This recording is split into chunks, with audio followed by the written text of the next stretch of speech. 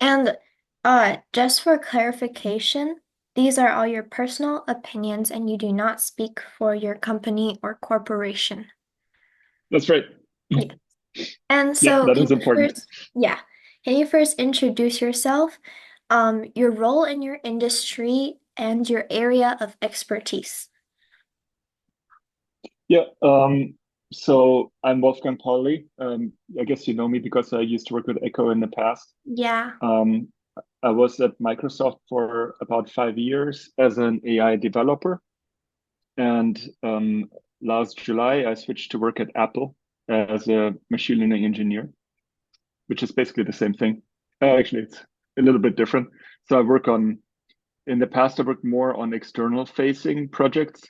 So like with Echo, we worked on salmon farming, for example, to see how AI can help with salmon farming. Now I work more on internal projects. So AI models that are going to go on iPhones and things like that.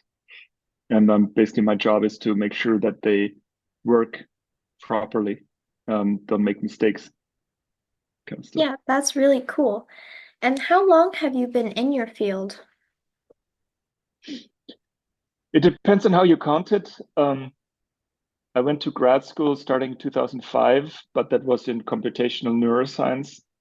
I then switched to proper AI and data science, I guess, in 2018 when I started at Microsoft.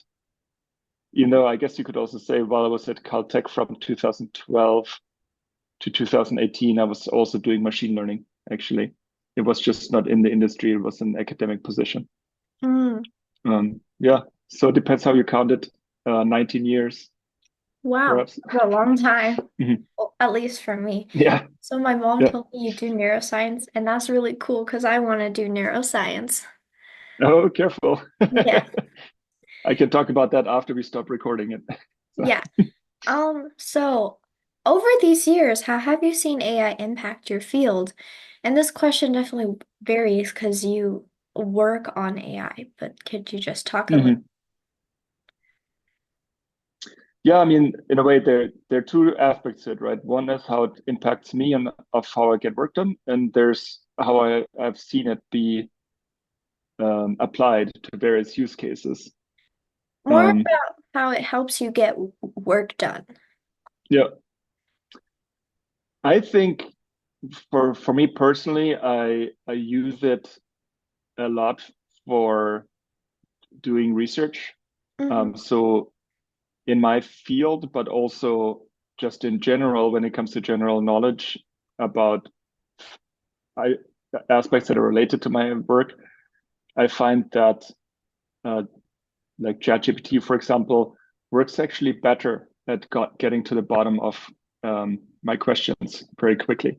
I don't have to go through search results until I find a page that is relevant. I typically get the answer that I'm looking for right away. I can ask follow-up questions. If it's code related, I can actually get example code Hmm. that is specific to the problem. I don't have to go, for example, on Stack Overflow anymore to see whether something is there that is somewhat related. I can always make sure that it is related. Um, of course, what I then have to do is always double check, right? The AI models are not good enough yet that you can just take their output at what do you call it as ground truth, right? But it's such a it really speeds up my process for ramping up on topics that are new to me for sure. Me too, because I have a tendency to do science projects that I have no Mhm. prerequisites for. Just makes it more fun, but I have to do a lot of research. Yeah. Um, so could you, in your own words, explain what generative AI is and how it works in your field? Well, generative AI generally is basically an AI model that can reproduce the kinds of inputs that it has been trained on and create variations of it. So that could be if you have a model that is trained on images, it can generate images that are perhaps indistinguishable from the ones that it has been trained on that were part of the training data set. Mhm. But it can also create variations. Very often you can combine text and images where you could provide an image and you could say, create a variation such and such of this image. Of Mm, course, then you can go to videos as well or to pure text, right? But it's generally producing output that is similar to what it has seen during training, no matter whether it's video, text, or images. very helpful definition. So, Yes. yeah, Yeah. when you use AI, how have you seen it Mhm. impact your efficiency and creativity? Um, so on the one hand, it makes me I find it makes me extremely efficient. Like I said earlier, right, it allows you to get the answers to your questions very quickly. It makes me also efficient in the sense that for boilerplate code that is really kind of boring to write, Mm, let's say you have like a data frame with a certain number of columns and you want to perform some kind of basic operation on that, you could go to the documentation to look up again what the exact name is of the function, what the arguments are for the function, and what the inputs and outputs are. Or you can just write a description of what you're trying to do with the data frame and get the answer, and then just make small changes afterwards. And it probably speeds up productivity like 10 times or more, right? wow. Yeah. In terms of creativity, um, in a way it makes me more creative because it takes the boring stuff off my hands so I can focus on the interesting things, the more creative ones. Mhm.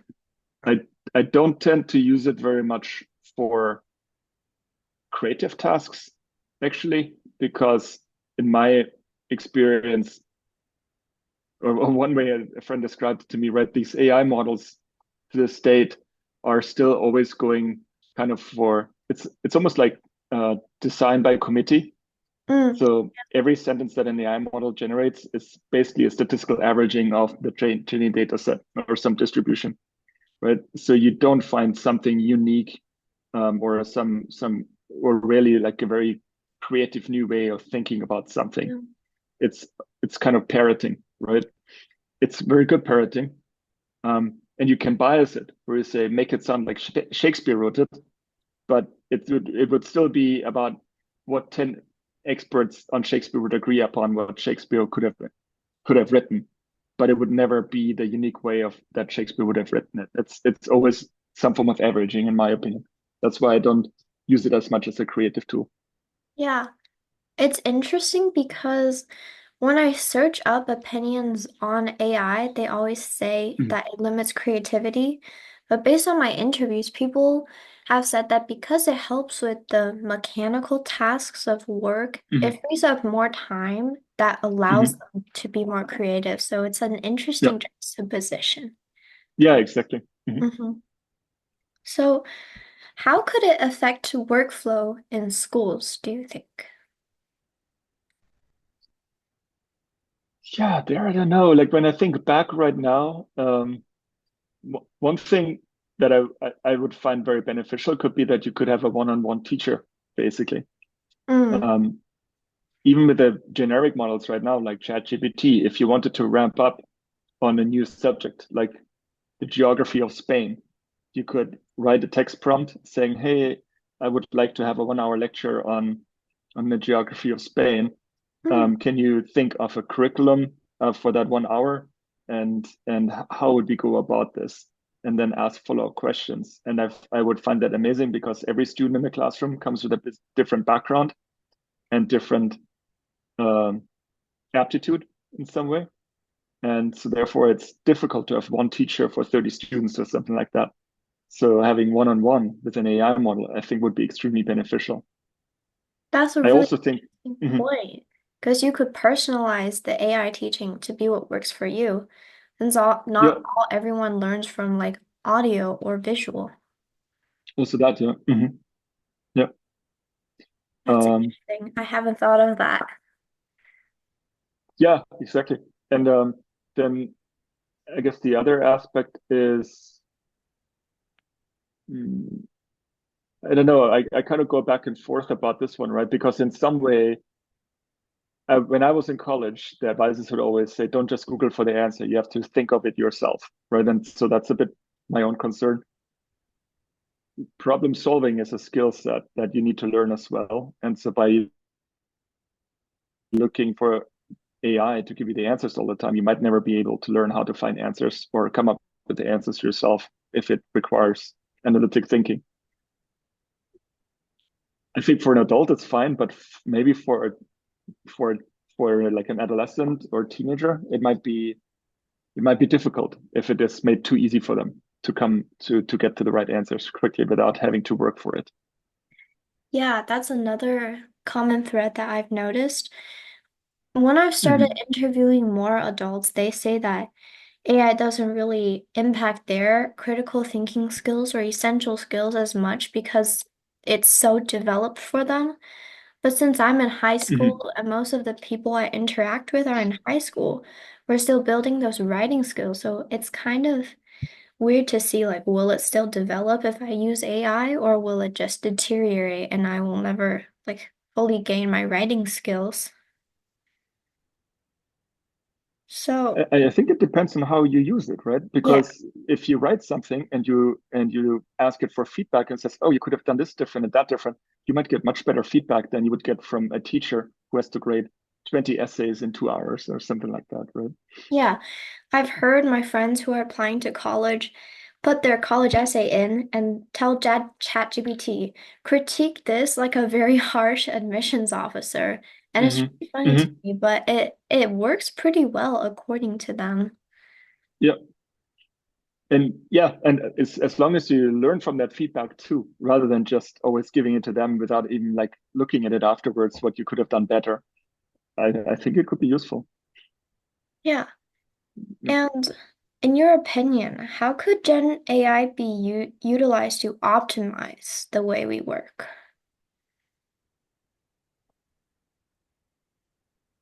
Um, so how is that different from what we already talked about? Like, can you be a bit more concrete?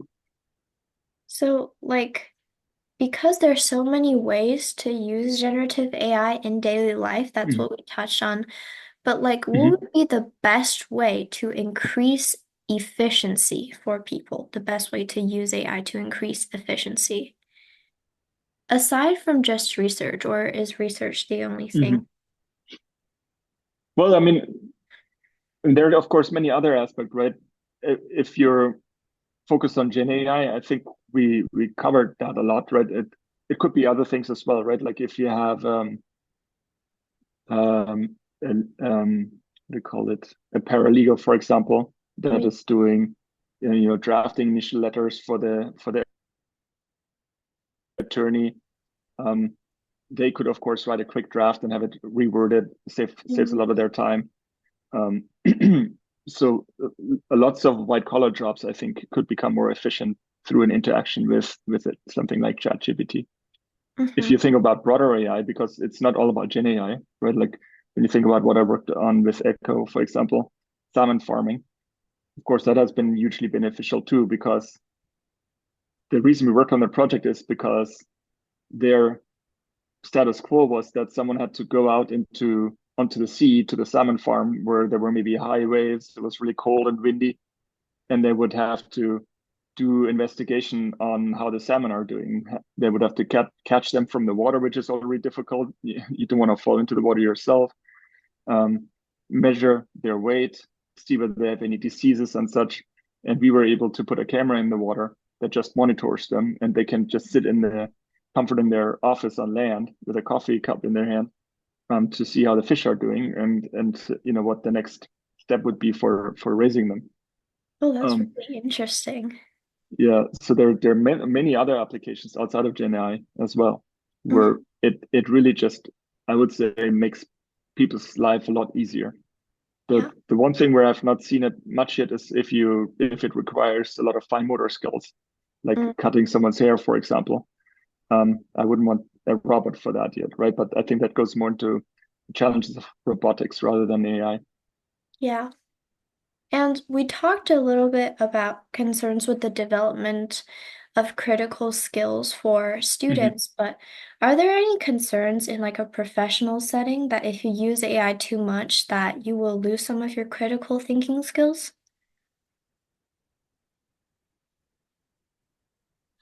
I can see it if you're under constant time pressure to deliver something and have impact for your team or your company, and you never have the time to reflect on the feedback or output you got from your AI model. It True. could be that over time you are actually not able to do things yourself anymore. Yeah. Mm. But I think that generally, would be if you, problematic. Hmm. yeah, generally, if you develop your skills as a student, you Hmm. they're pretty concrete during your adult life that you can just use AI as a tool however you wish. Hmm. If okay. Um, Yeah, but you would always be cautious, right? You want to yeah. kind of challenge yourself from time to time to see whether you can still do something, because it's easy to neglect that, right? That you lost a skill set because you haven't used it in so long, right? How would And you what know? potential do you see for the future of Gen AI in your field?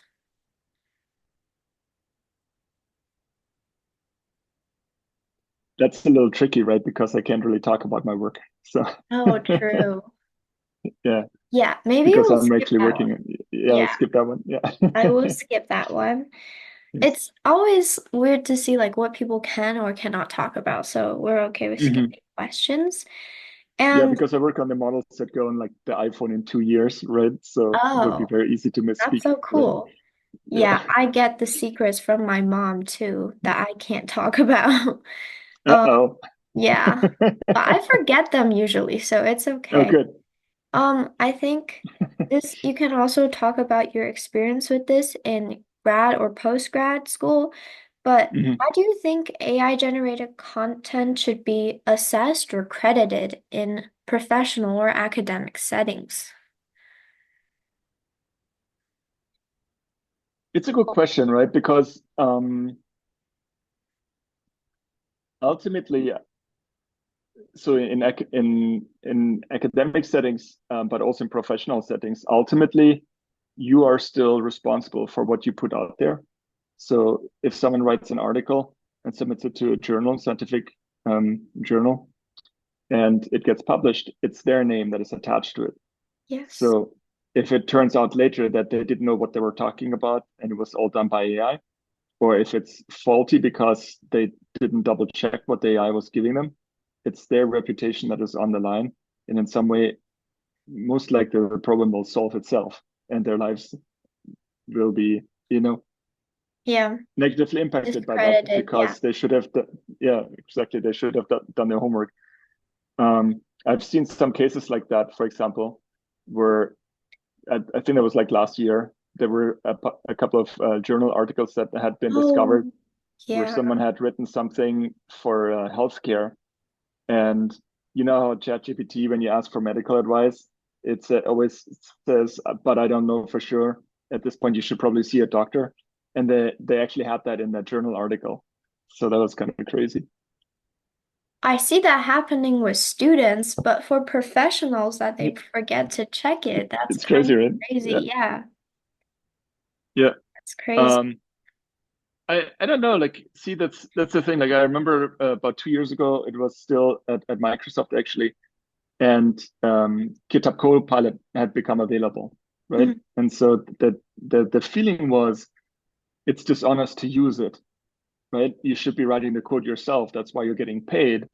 Yeah. But I completely disagree with that attitude, right? Ultimately, your goal is to have a business impact or to achieve a goal, right? You have a project and you want to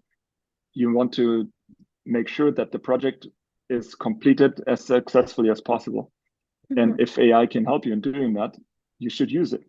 There's no need for you to write code yourself if your AI can write it for you.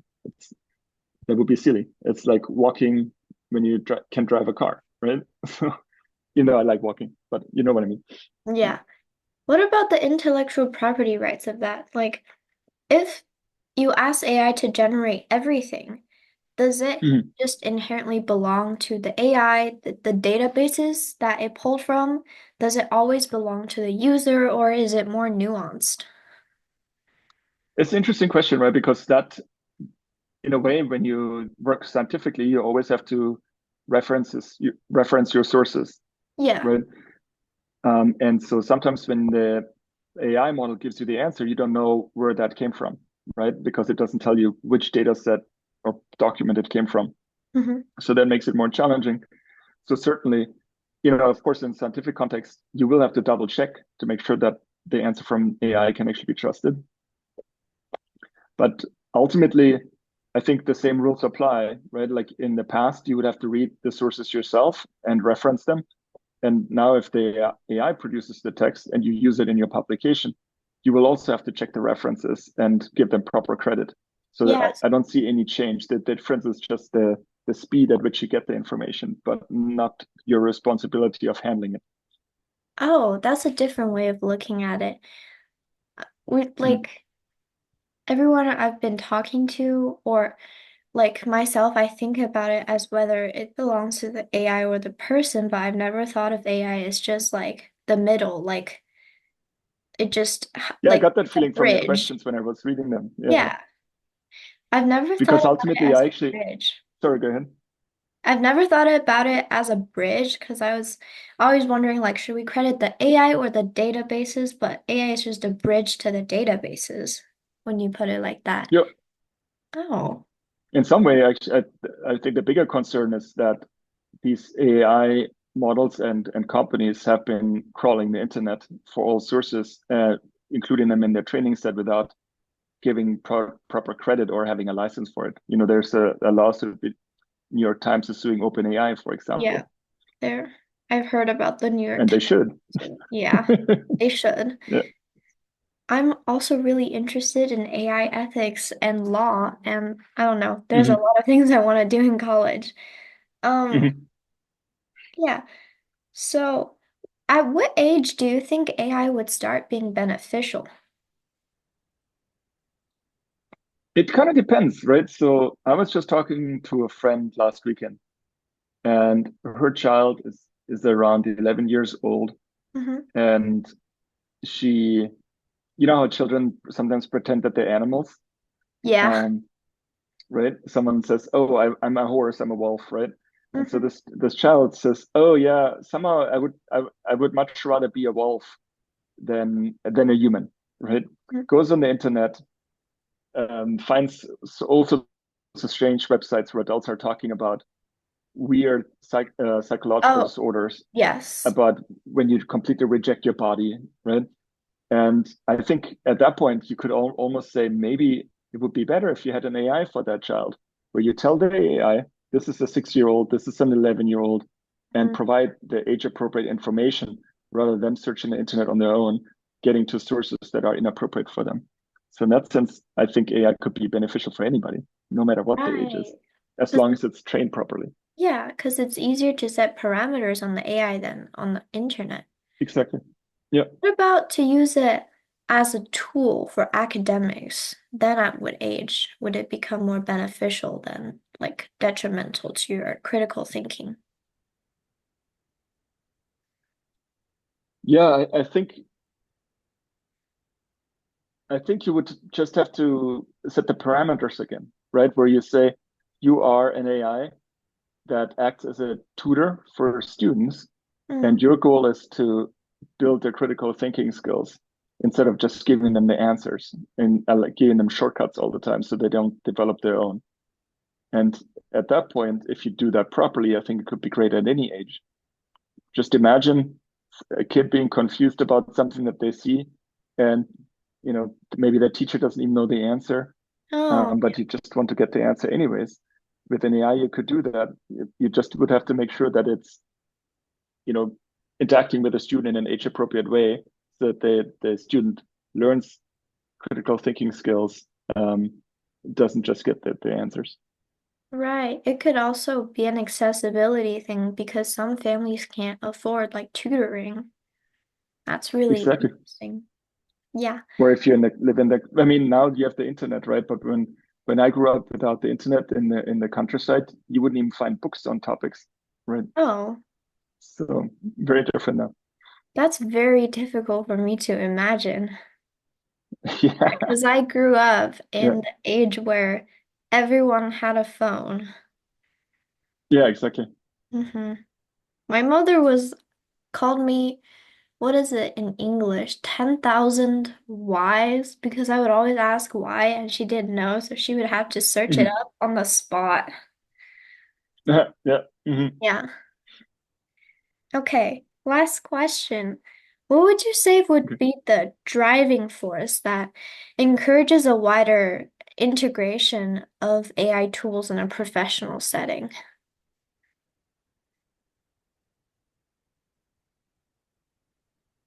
Yeah, I think there are two components to that, right? One is whether AI can be used in a certain setting depends on the risks that you get if the AI makes a mistake.